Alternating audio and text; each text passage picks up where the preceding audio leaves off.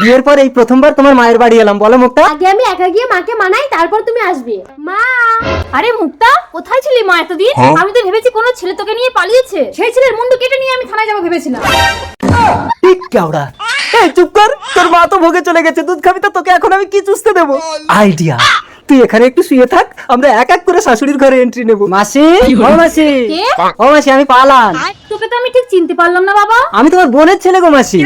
আমার তো কোনো বন্টন নেই। ঠিক আছে, রাতটুকু এই বারান্দায় থাকো, সকালে উঠে চলে যাবে। এই চলে আয় মুক্তা। আরে আরে আরে, সব বোনাস। দেখদিনি দুধের বাচ্চা রেখে মা ঢুকে গেল, এখন আমি একে কি চুষতে দেবো রে? ঘুমা।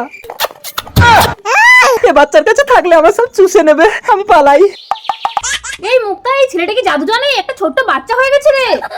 দেখেছো না কে কখন কোন রূপে আসে? কাউকে অবহেলা করতে নেই। যাও তাকে খুঁজে আনো। ঠিক আছে, যাও। কোথায় গেল ছেলেটা?